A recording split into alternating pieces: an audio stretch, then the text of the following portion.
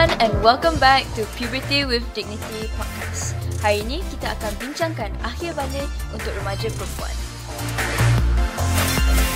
Okay girls, let's talk puberty. So, biasanya perempuan mula akhir balik umur berapa korang rasa? For us, we usually start at any age between 8 to 13 kan? Yeah, I think so.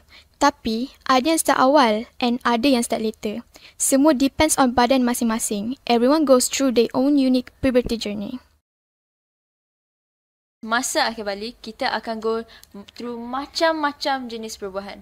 Ada perubahan fizikal, perubahan emosi, and of course, perubahan sosial. For girls, payudara mula membengkak. And trust me, it can feel super weird and painful at first. Especially sebab kita tak biasa dengan perubahan ni. Or jujurlah, setengah orang tak perasan pun payudara dah mula membengkak. Satu lagi perubahan yang berlaku untuk perempuan je masa akhir balik is period. Or kalau nak bunyi bijak sikit, menstruation.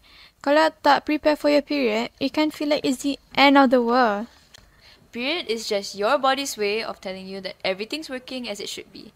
Itulah maksudnya sistem reproduktif sudah mula berfungsi dan badan kita sihat. Selain period, kita juga akan mula nampak bulu tumbuh kat tempat-tempat yang tak ada sebelum ni. Macam ketiak and genitalia.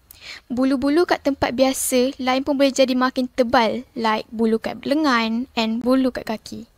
Oh, and don't forget about jerawat. I think most of us akan start dapat masa sekolah menengah. Kalau tak jaga kebersihan muka, boleh jadi teruk. On top of that, bentuk badan kita akan berubah. Pinggul mula melebar. Ada shape lah. Time for a whole new wardrobe change. And peluh kita pun lebih banyak menyebabkan badan kita ada bau macam-macam lah yang kurang menyenangkan. So therefore, penting untuk mandi bersih-bersih and guna deodorant so that kita akan rasa lebih selesa and more confident.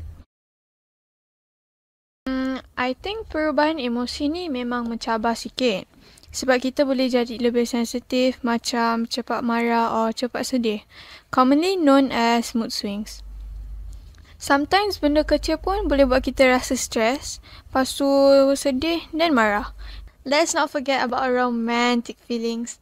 Masa akhir balik, kita mungkin rasa awkward dengan kawan-kawan, especially with the boys. Ada yang mula rasa suka kat someone, ada yang rasa malu. Korang mesti pernah ada crush kan? I think another thing yang macam kita jarang bincang is how we feel awkward and insecure about certain things. Lagi-lagi sebab ada social media sekarang. Ramai kawan-kawan yang rasa insecure dengan rupa and cara mereka berpakaian. Well, at the end of the day, we still have to remember, you're still growing up. Like, why would you compare yourself to a 24-year-old woman out there? Kita kena sabar. Nanti satu hari kita pun akan eventually jadi 24. So, kita kena berhenti compare benda-benda tak berfaedah. Yang penting kita belajar untuk respect diri sendiri dan orang lain. Jaga kebersihan diri, makan makanan seimbang, don't skip your meals, tidur yang cukup, then work out every day. Kalau ada jerawat, jangan picit, nanti ada parut. Kesian kulit tu. And most importantly, be kind to yourself. Kena selalu ingat yang perubahan-perubahan ini normal dan semua remaja melaluinya. And you know, if I may add, korang kenalah ada support system yang baik. 5 dewasa yang anda percaya dan 5 rakan yang anda percaya.